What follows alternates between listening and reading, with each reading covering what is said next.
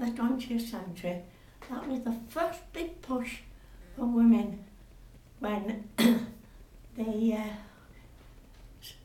women from the Pankhurst family here in Manchester, in this very place, that they started the Women's Social and Political Union with a fight for the vote for women. And this was a long and hard struggle. Over many years, the women suffered imprisonment and torture with force feeding.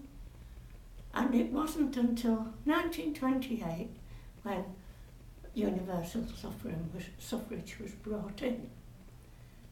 And then came the war, and after the war, there was the struggle of women in industry for equality. And this led up to the Second World War, when women again got another big lift, because during the war they were responsible for the home, fully responsible for the home, and providing for the family, and taking on jobs that were usually done by men previously, such as agriculture, munitions, and they even flew planes from factories to air bases for the men. And women became a lot more confident. Being economically independent gives you a lot of confidence. And so this went on through the war, and obviously things weren't going to be the same after.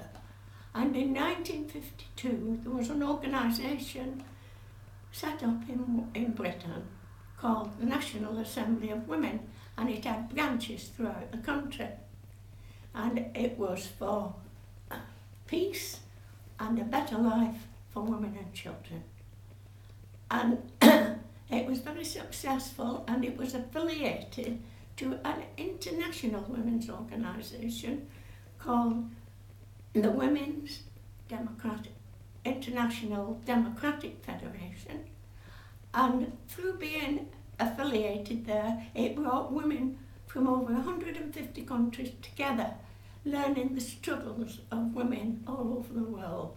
In there, they had a monthly journal called Women of the Whole World. And we learned from the struggle of women in other countries, and they learned from us too.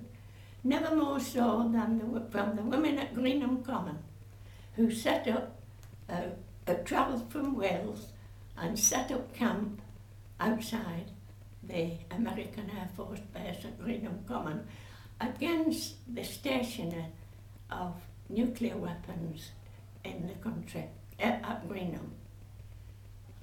And so, for women, the most important thing has been the fight for peace, because we do understand that without world peace we cannot achieve our aspirations, whether they're in the home, locally, nationally or internationally. And it's in the fight for peace that women play the most prominent part. And then came the women in industry, struggling and fighting for equal pay. And there were strikes by women at the Ford Works in Dagenham, the Asian women at Bromwick in London, and many more strikes of women in industry for equal pay, including the one I worked in. And so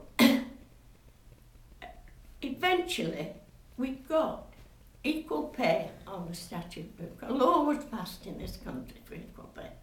And it is to the disgrace of every government over nearly the past 40 years of that legislation that this law has never been fully implemented.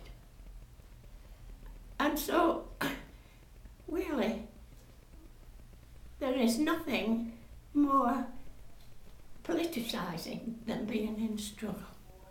And it's becoming quite apparent that if we are to win women's equality, politically, economically or socially, we have got to change the system in which we live. And we live in a capitalist system. And capitalism and equality are not compatible. And so we've got to change it to a more equal socialist system. And that is going to be the hardest, longest and toughest battle of all for this century. And we've got to take on and stop the European Union from issuing directives to this country that tell us the government has to privatise everything. And we can see how that is affecting women now today with the privatisation of the National Health Service, where it affects women more. And then there's the greed of the multinational corporations and the greed of the city bankers. And if that's not enough, we've got to take on the might of the arms industry that is fueling wars all over the world.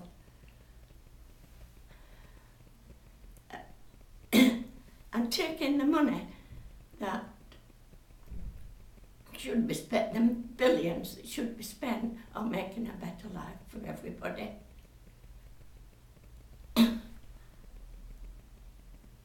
Capitalism and equality are just not compatible at all, and so we've got to move on to a different form of society. And this will take the whole of the population, it's true.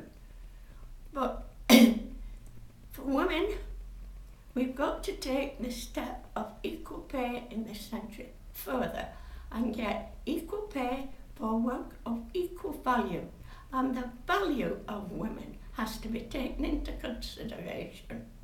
We've got a system of society where they know the price of everything and the value of nothing. And so women have got to be recognised for the value that they put into society.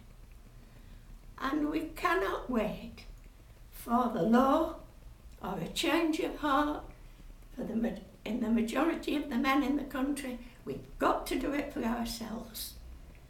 The fight is ours. And as Sylvia Pankhurst said 100 years ago, that without the mass participation and energy of working class women, we'll never make it.